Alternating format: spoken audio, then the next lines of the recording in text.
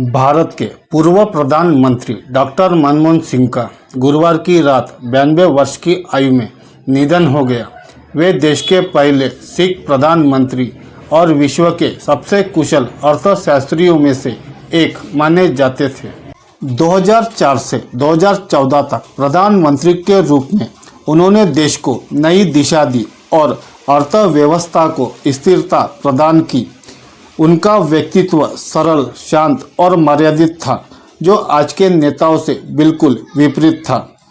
वे बिना किसी विवादित बयान के अपनी कार्यशैली और उपलब्धियों के लिए पहचाने जाते थे।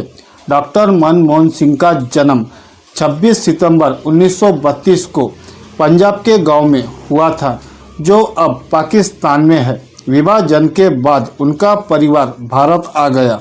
उन्होंने अपनी शिक्षा पंजाब यूनिवर्सिटी, कैम्ब्रिज और ऑक्सफोर्ड से पूरी की। अर्थशास्त्र में उनकी गहरी समझ ने उन्हें भारतीय रिजर्व बैंक के गवर्नर और बाद में वित्त मंत्री का पद संभालने का अवसर मिला। डॉक्टर मनमोहन सिंह का सबसे बड़ा योगदान 1991 में वित्त मंत्री के रूप में देखा गया, जब उन्होंने देश की आर्थिक स्थिति को नाजुक दौर से उभारा। उस समय भारत के पास केवल 5.80 अरब डॉलर का विदेशी मुद्रा भंडार बचा था और देश को अपने सोने को गिरवी रखने की नौबत आ गई थी। लेकिन डॉक्टर मनमोहन सिंह और तत्कालीन प्रधानमंत्री नरसिम्हा राव ने मिलकर उदारीकरण, निजीकरण और वैश्वीकरण का मॉडल लागू किया। इस मॉडल ने भारतीय अर्थव्यवस्था को न केवल स्थिर किया, बल्कि उसे नई ऊंचाइयों पर पहुंचाया। विदेशी कंपनियां भारत में निवेश करने के लिए आगे आई और निजी क्षेत्रों को बढ़ावा मिला। इसे राव मनमोहन सिंह मॉडल के नाम से जाना जाता है। प्रधानमंत्री के रूप में डॉक्टर मनमोहन सिंह ने 2008 की वैश्विक मंदी के दौरान भारत की अर्थव्यवस्था को 7% तक की वृद्धि पर बनाए रखने में मदद की, जब कई विकसित देश बुरी तरह से प्रभावित हो रहे थे। उनकी नीतियों ने भारत को दुनिया की सबसे तेजी से बढ़ती अर्थव्यवस्थाओं में शामिल किया, लेकिन उनका योगदान केवल अर्थव्यवस्था तक सीमित नहीं था।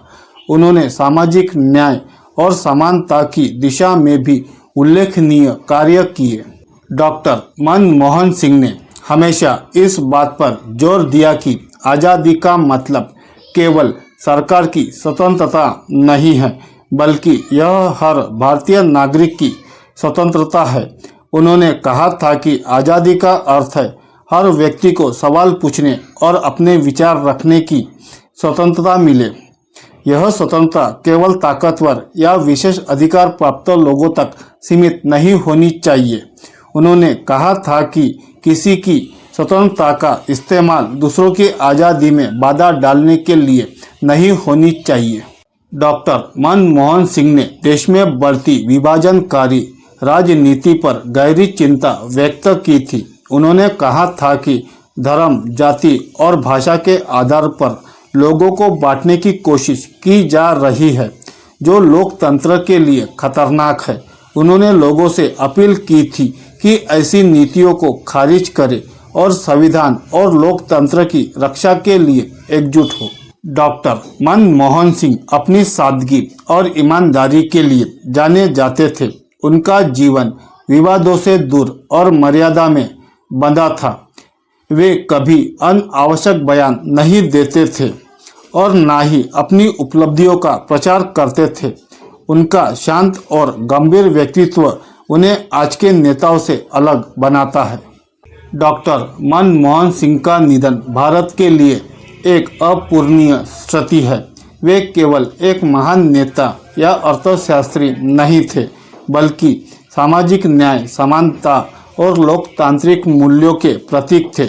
उनका जीवन और उनकी नीतियां आने वाली पीढ़ियों के लिए प्रेरणा का स्रोत बनी रहेंगी। जीवन और उनकी नीतियां आने वाली पीढ़ियों को प्रेरणा देते रहेगी।